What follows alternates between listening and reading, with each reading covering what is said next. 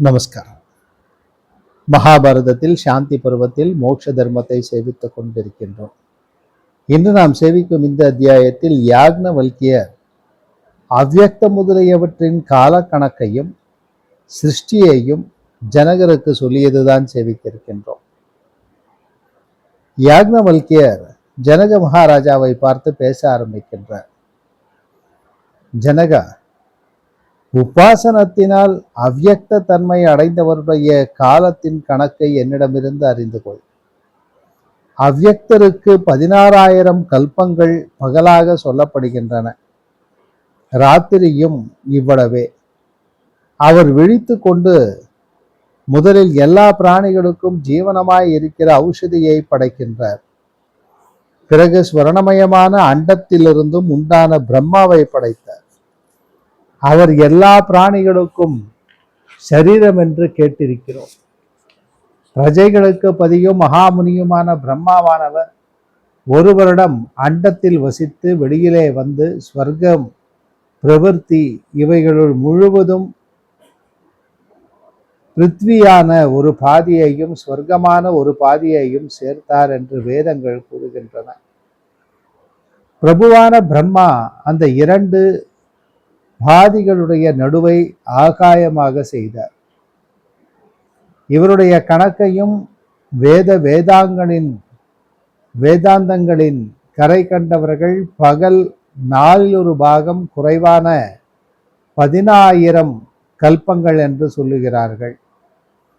ஆத்ம ஞானம் செய்கின்றவர்கள் இவருடைய இரவும் இவ்வளவாக சொல்லுகின்றார்கள்.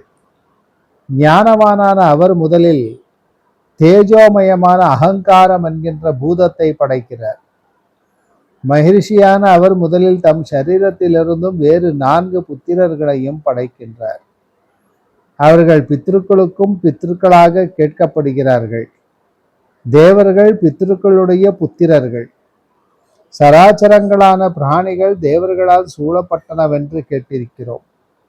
மேலான ஸ்தானத்தில் இருக்கிற அகங்காரம் பிருத்வி, வாயு, ஆகாயம், அப்பு, 5வதான தேயு என்னும் 5 வித பூதங்களையும் படைத்தது.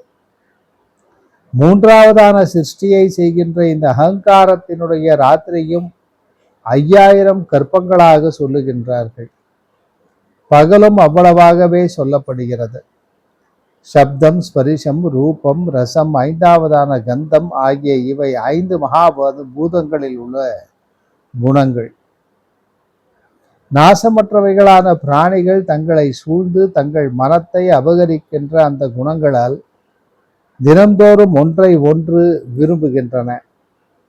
ஒன்றுக்கொன்று தீங்கு செய்ததில் பற்றுள்ளவைகளாக இருக்கின்றன. ஒன்றுக்கொன்று மேலே போகின்றன. ஒன்றோடு ஒன்று சண்டை செய்கின்றன. ஒன்றை ஒன்று கொல்லுகின்றன. இந்த உலகிலேயே பசு, பக்ஷி முதலான பிறவிகளில் அகப்பட்டு சுழல்கின்றன. இவைகளுக்கும் மனத்திற்கும் பகல் 3,000 கல்பங்களாக சொல்கிறார்கள். இரவும் இவ்வளவே. இந்திரியங்களாலே செய்யப்பட்ட எல்லாவற்றையும் மனம் செய்கின்றது. இவைகளில் இந்திரியங்கள் பார்ப்பதில்லை, மனமே பார்க்கின்றது. நேத்திரமான ரூபங்களை மனத்தினாலே தான் பார்க்கின்றது. மனம் நேத்திரத்தாலே பார்க்கின்றதில்லை.